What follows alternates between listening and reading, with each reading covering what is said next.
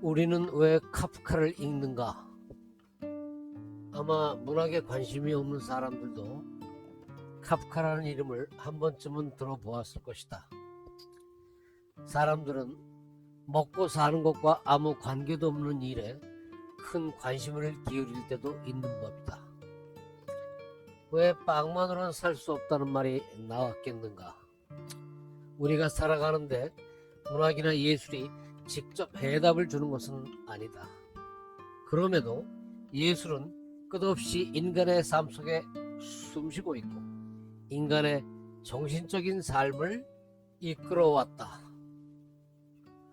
또 삶에 여유가 있을수록 예술에 관심을 돌린다.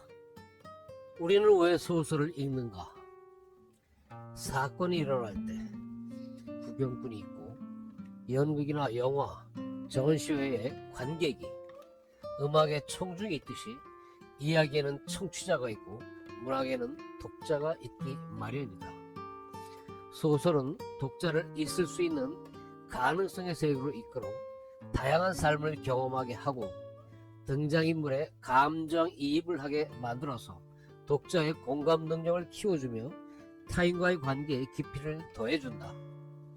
또한 다양한 인간의 삶과 욕망을 간접적으로 경험하며 사고의 폭을 넓히고 인지의 지평을 넓히도록 해준다.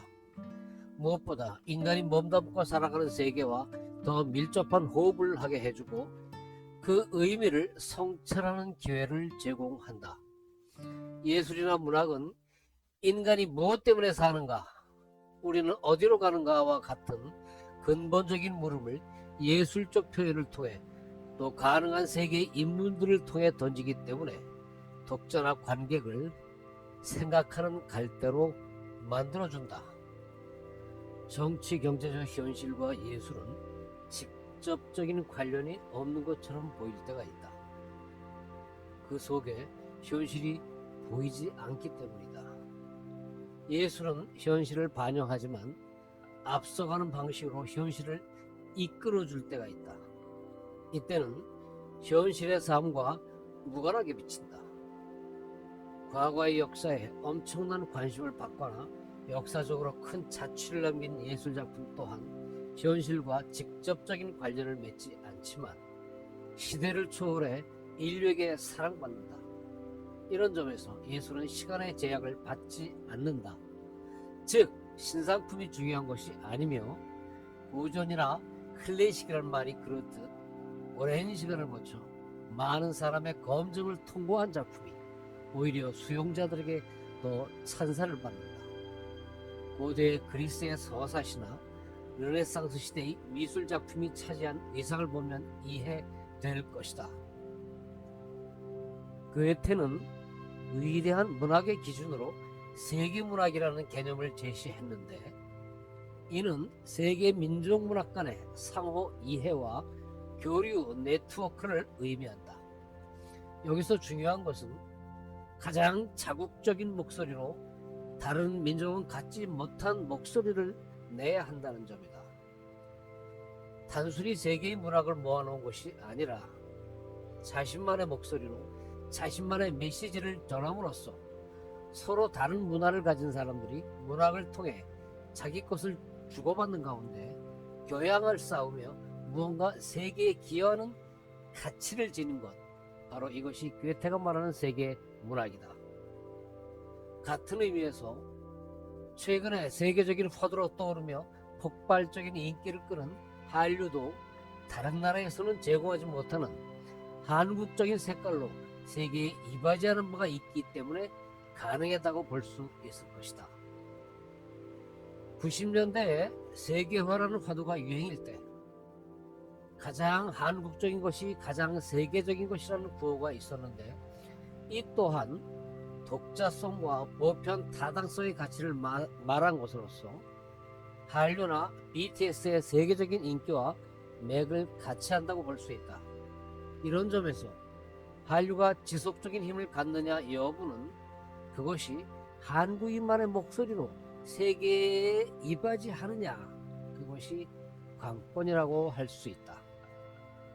프란츠 카프카는 100년 전에 세상을 떠났는데 1924년에 왜 그에 대한 논의가 끊이지 않으며 세계적으로 계속 읽히고 새로운 해석이 나오는 것일까?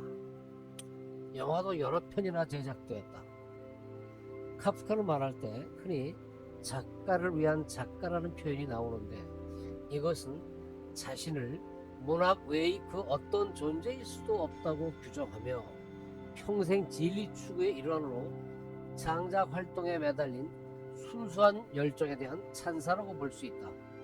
무엇보다 그가 지닌 독자적인 가치는 작품 자체에서 나온다. 냉정하고 논리적인 언어로 비현실적이며 몽상적인 내용을 묘사하는 카프카의 서술 세계는 비유적 우화를 넘어서 독자적 리얼리티를 지닌다는 점에서 정당성을 획득한다. 인간의 의식이 아직 들어오지 않은 미래 현실을 담아내는 카프카 특유의 리얼리즘은 끔찍한 것이 아니라 끔찍한 것에 담긴 자명성이 충격을 준다는 아도르노의 말대로 현실적 공감의 바탕이 된다.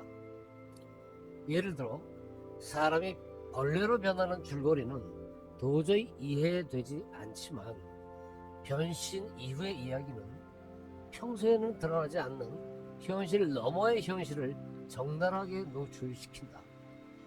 변신이라는 사건이 없었다면 계속 파묻혀서 깨닫지 못했을 현실이다. 피카소가 지금만큼 유명해지기 전 카프카는 10대 후반에 야노우와 피카소 전시에 간 적이 있다. 피카소의 그림을 보니 젊은이가 이 사람은 누군지 모르지만 데포르마시옹이 심하군요 라고 말하자 카프카는 이 작가는 우리의 의식에 들어오지 않은 현실을 묘사한 거라네 라고 말하며 현실보다 앞서가는 예술의 기능을 강조했다. 입체파풍의 그림이나 변신이라는 묘사를 놓고 현실성을 논하지 않는 것은 같은 맥락이다. 카프카 인물들은 빠져나갈 수 없는 공간에서 헤매는 모습을 흔히 보여주는데 독자들 역시 출구부재의 미로를 경험한다. 인물들처럼 독자도 출구부재의 공간에서 빠져나가기 위해 계속 읽어가지만 의문은 풀리지 않는다. 이 같은 구조는 독자의 직관력을 요구하는 열린 체계의 허구 공간으로서 그에 대한 해석은 결국 독자 자신의 몫이라는 관점도 가능하다. 이 세계에 대한 해석을 독자들에게 넘기며 결론을 유보하는 열린 체계가 그의 서술 공간이라고 말할 수도 있다. 독자는 삶과 예술의 미로 같은 오묘한 허구 공간에서 심미적 감동과 신비감을 맛보는 체험을 하게 된다. 예술가는 인지도를 기준으로 볼 때 세 부류로 나눌 수 있다. 첫째, 살아서 유명세를 누리다가 죽은 다음에 빠른 속도로 잊히는 사람. 생전에 인기를 끄는 사람은 대개 여기에 속하며 생명력이 짧다. 둘째, 살아서 유명하고 죽은 뒤에도 꾸준히 사랑받는 사람. 흔히 문호나 예술의 대가들이 여기에 속한다. 그리고 셋째, 생전에는 무명으로 지내다가 사후에 인정받고 뒤늦게 대중의 관심을 끄는 사람. 이들은 대개 시대를 앞서가는 예술가이며 뒤늦게 높은 평가를 받는다. 시간이 흘러 대중의 기대 지평선이 변하기 때문이다. 여러 가지 정황으로 볼 때 이 세 번째에 속하는 작가가 카프카라고 볼 수 있을 것이다. 우리에게 카프카는 무엇인가? 그는 대답인가 아니면 새로운 의문인가? 그는 완료형인가 아니면 지금도 현재 진행형인가? 여성을 예술의 적으로 본 그의 시각을 받아들인다면 과연 그것은 옳은 태도인가? 그에 대한 해석 하나하나가 다양한 오류의 나열이라는 지적에도 불구하고 삶과 세계의 의미를 위해 카프카의 미로를 탐험하는 것이 과연 보람 있는 일일까? 카프카에스크라는 말이 있다. 전율, 소외, 불안, 좌절에 대해 표어처럼 쓰이는 이 말은 불투명하고 무의미한 운명이나 테러, 죄, 절망 또는 관력이거나 익명의 권력 조직에 노출된 인간의 무기력을 상기시켜준다. 카프카적이라는 의미를 담은 이 말은 미국의 9.11 테러 당시에 미국 언론이 사용한 표현이기도 하다. C.D. 루이스가 카프카의 문학적 특징을 보고 처음 사용한 이 말은 그러나 카프카에게는 어울리지 않는다. 카프카의 문학을 그 어떤 고정된 개념이나 틀에 짜 맞추려는 의도가 보이기 때문이다. 모든 방향에서 모든 방법으로 접근이 가능한 동시에 어떤 독점적 해석도 거부하는 구조적 무장을 그의 문학은 갖추고 있다.